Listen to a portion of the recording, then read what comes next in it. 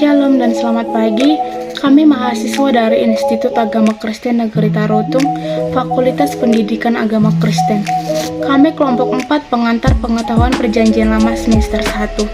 Kami akan membahas bagian terpenting dari Kitab Ayub, Kitab Mazmur, dan Kitab Amsal. Video ini kami buat untuk menyelesaikan salah satu tugas kelompok dalam mata kuliah pengantar pengetahuan Perjanjian Lama dengan dosen pengampu Ibu Melina Agustina, SMTH. Kami dari kelompok 4 terdiri dari 4 anggota kelompok yang masing-masing bekerja sama dalam menyelesaikan tugas. Sebelum kami masuk ke pembahasan lebih lanjut, izinkan kami memperkenalkan diri terlebih dahulu. Oke, yang pertama saya sendiri atas nama Anastasia, saya label Dia Karnia Saragina Pito dengan NIM 220101050. Selanjutnya ada Grisia Simanjuntak dengan NIM 220101046. Lalu yang berikutnya Adrian Situmorang dengan NIM 220101048. Dan yang terakhir ada Angel Siregar dengan NIM 220101052. Baiklah, kami dari kelompok 4 akan mempresentasikan materi kami. Ayub, tahun penulisan. Kapan kitab Ayub dituliskan tergantung siapa penulisnya. Jika Musa yang menjadi penulisnya, maka kitab ini dituliskan sekitar tahun 1440 sebelum Masehi. Jika Salomo yang menjadi penulisnya, maka kitab ini dituliskan sekitar tahun 950 sebelum Masehi. Tanpa mengetahui dengan pasti siapa penulisnya, kita juga tidak dapat dengan pasti mengetahui kapan kitab ini dituliskan. Tema penulis, keadilan Allah dan penderitaan manusia. Penulis kitab Ayub tidak menyebutkan siapa penulisnya. Kemungkinan yang menulis kitab bisa jadi adalah Ayub, Elihu bin Barakel, Musa, ataupun Salomo. Sejarah kitab Ayub. Kitab Ayub merupakan salah satu kitab pada Perjanjian Lama Alkitab Kristen dan Tanakh. Kitab Ayub merupakan kitab pertama dari kelompok kitab-kitab puisi pada Perjanjian Lama Alkitab dan juga merupakan salah satu dari 3 kitab puisi dalam kelompok Ketuvim pada Tanakh. Latar belakang penulis. Kitab Ayub tergolong sebagai salah satu kitab hikmat dan syair dalam Perjanjian Lama. Hikmat karena membahas secara mendalam soal-soal universal yang penting dari umat manusia. Syair karena hampir seluruh kitab ini berbentuk syair. Akan tetapi, semua syair ini berdasarkan seorang tokoh sejarah yang nyata dan suatu peristiwa sejarah yang nyata. Tempat terjadinya peristiwa dalam kitab ini ialah Ta'anaus yang kemudian menjadi wilayah Edom, terletak di bagian tenggara Laut Mati atau di sebelah utara Arabia. Jadi, latar belakang sejarah Ayub bersifat Arab dan bukan Ibrani. Pembagian atau susunan kitab Ayub. Ayub 1-2 berisi prolog atau pendahuluan yang ditulis dalam bentuk prosa.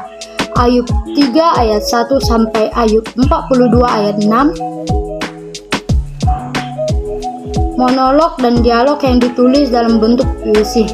Ayub 42 ayat 7 sampai 15. Epilog atau penutup yang ditulis dalam bentuk prosa. Tujuan kitab Ayub.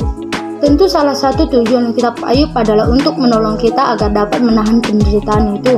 Hal ini dilakukan dalam kitab ini dengan menyiapkan pembaca untuk menerima kebebasan Allah.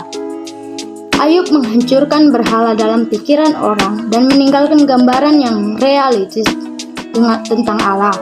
Hidup yang mempunyai itu. Di tengah-tengah keadaan itu, kitab ini memberikan tanggap Ayub, menggambarkannya untuk mengajarkan supaya orang hidup dengan mempunyai, tetapi pada saat yang sama juga melukiskan dengan sinis cerminan tentang upaya untuk menjelaskan kehadiran kuasa jahat. Jenis sastra kitab Ayub. Bersama dengan Amsal, Pengkhotbah, dan di dalam beberapa hal tertentu, Kidung Agung, The Ayub tergolong jenis sastra hikmat, yaitu jenis penulisan yang banyak contohnya dengan aneka bentuk dalam sastra timur dekat. Di dalam Kanon Perjanjian Lama, sumbangan khas dari kitab-kitab sastra hikmat ialah uraian kitab-kitab tersebut tentang relevansi pernyataan perjanjian pokok melalui Musa dengan isu-isu besar di kehidupan manusia di dalam dunia ini. Lebih khusus lagi, Isu kehidupan manusia terlepas dari konteks teokratis sejarah Israel yang khas itu.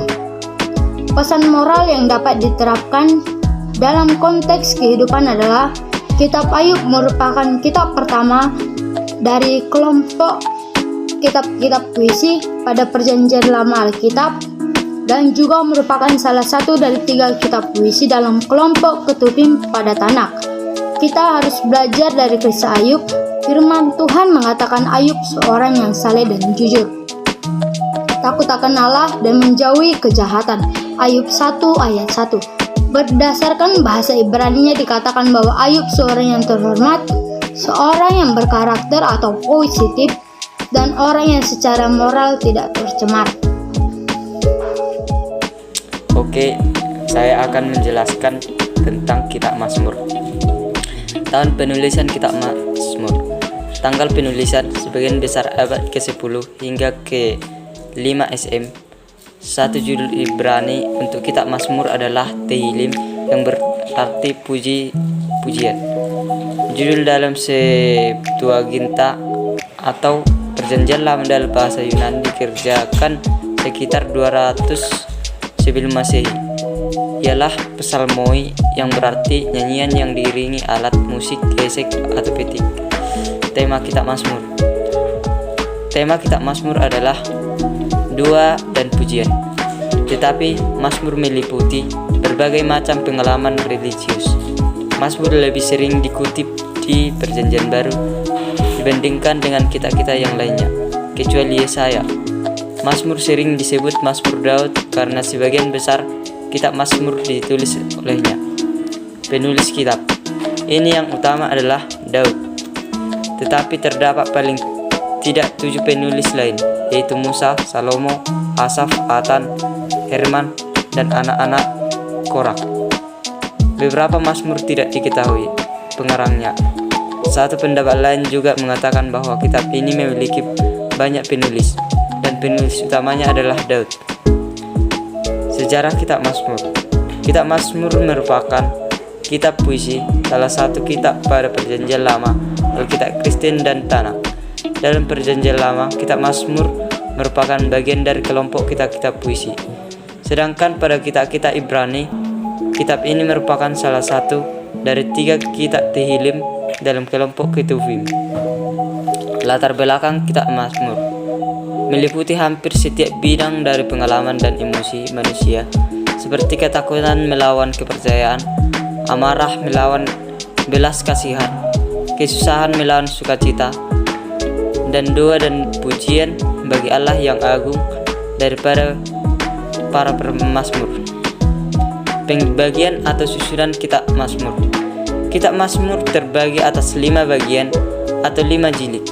Mazmur 1 sampai 41 merupakan apa yang dinamakan bagian Daud, sebab Raja Daud mengubah bagian terbesar dari Mazmur ini.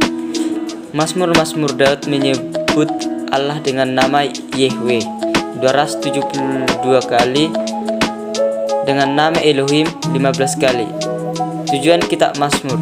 Kitab Mazmur sebagian doa dan pujian yang diilham 2 kali, dengan nama Elohim 15 kali. Tujuan kitab Mazmur. Kitab Mazmur sebagian doa dan pujian yang diilhamkan Roh, ditulis secara umum untuk mengungkapkan perasaan mendalam hati sanubari manusia dalam hubungan dengan Allah. Jenis sastra dari kitab Mazmur. Jenis sastra Mazmur adalah jenis sastra puisi, dan jenis sastra yang khas Mazmur bukanlah suatu risalat ilmiah. Meski risalat keagamaan sekalipun, ia pun bukan cerita atau kisah. Pesan moral yang dapat diterapkan dalam konteks kehidupan. Ia maha besar dan patut dipuji, sebab ia menjadi alam dan segala makhluk patuh kepada Allah. Allah mengurus semua ciptanya dengan kebaikan. Karya Allah itu mulia. Biarlah kemuliaan Tuhan tetap untuk selamanya. Shalom, perkenalkan nama saya Angelina Selika dari kelompok 4. Kami akan mempresentasikan mengenai pengkanonisasian Perjanjian Lama kitab Ayub, Mazmur, dan Amsal, dan saya akan mempresentasikan mengenai kitab Amsal yang terdiri dari tanggal penulis, tema kitab Amsal, penulis kitab Amsal, sejarah kitab Amsal, latar belakang kitab Amsal, bagian atau susunan kitab Amsal, tujuan kitab Amsal, jenis sastra, dan pesan moral kitab Amsal. 1. Penulis dan tanggal penulis kitab Amsal.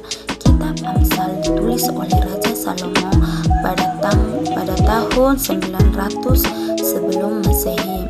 Di tengah masa pemerintahannya sebagai raja, bangsa Israel menggapai titik puncak dalam hal kerohanian, politik, dan kebudayaan, dan ekonomi. Dengan adanya reputasi Israel, begitu pula nama Raja Salomo. Para pembesar asing datang dari jauh hanya untuk mendengar ucapan raja yang berhikmat itu, yang tertulis dalam 1 Raja-Raja 4 ayat 34. 2. Yang bertemakan takut akan Tuhan adalah permulaan dari pengetahuan, yang tertulis dalam Amsal 1 ayat 7.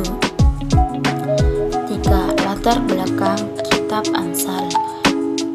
Amsal, penulisan kitab Amsal mewarisi tulisan sastra hikmat dari orang-orang bijaksana Ibrani bersama dengan para imam, raja, dan nabi-nabi. Penulisan kitab dalam Perjanjian Lama dibagi ke dalam 3 bagian, yaitu hukum, kitab para nabi, dan tulisan-tulisan. Kitab Amsal termasuk dalam bagian tulisan-tulisan yang merupakan kitab hikmat. Kitab Amsal merupakan bagian dari kitab syair dan hikmat. Di samping terdapat kitab syair dan hikmat lain, yaitu kitab Ayub, Mazmur, dan Pengkhotbah. Kitab Amsal ditulis dalam konteks masyarakat Yahudi kuno, dan mana kebanyakan dari kependudukannya dan orang-orang yang bermata pencaharian sebagai petani dan gembala juga mencatat beberapa referensi tentang kehidupan di kota, sehingga jika diperhatikan maka ada banyak referensi tentang domba, ternak, dan kehidupan di kota atau dasar pasar, pintu, gerbang, dan kerajaan. 4. Bagian atau susunan kitab Amsal. Kitab Amsal atau disingkat Amsal, akronomi AMS, bahasa Ibrani Sefer Mishlei, merupakan salah satu kitab pada Perjanjian Lama, Alkitab Kristen dan Tanakh, atau Alkitab Ibrani. Kitab Amsal merupakan kitab bagian dari kelompok kitab-kitab puisi dari salah satu dari 3 kitab puisi dalam kelompok Ketubim pada Tanakh. Dalam Septuaginta Yunani, kitab ini disebut Biblion Romiae, yang diterjemahkan menjadi Liber Proverbiorum dalam Vulgata Latin dalam Alkitab, dan juga bisa disebut sebagai Surat Amsal. 5. Sejarah kitab Amsal. Kitab Amsal merupakan salah satu kitab Perjanjian Lama, Alkitab Kristen dan Tanakh. Kitab Amsal merupakan bagian dari kelompok kitab-kitab puisi pada Perjanjian Lama, dan juga merupakan salah satu dari ketiga kitab puisi dan kelompok Ketubim pada Tanakh. 6. Tujuan kitab Amsal. Tujuan kitab Amsal adalah untuk mengenal hikmat dan didikan. Jika seseorang ingin hidup dengan di jalan yang bijaksana, ia mesti pertama-tama mengetahui apa kebijaksanaan itu, memahami ungkapan yang dalam. 7. Jenis sastra kitab Amsal. Amsal merupakan bagian dari kelompok kitab-kitab puisi dan Perjanjian Lama Kitab dan juga merupakan salah satu 3 kitab puisi dari kelompok Ketubim pada Tanakh. Dalam Septuaginta Yunani, kitab ini disebut Biblion Promi yang diterjemahkan menjadi Liber Probrium dalam kitab Tanakh. Dan yang terakhir adalah pesan moral. Kitab Amsal mengajarkan bahwa pengetahuan yang tidak disertai dengan takut. Baiklah, sekian presentasi dari kami. Kami ucapkan terima kasih. Jika ada tutur kata yang salah, mohon dimaafkan. Shalom.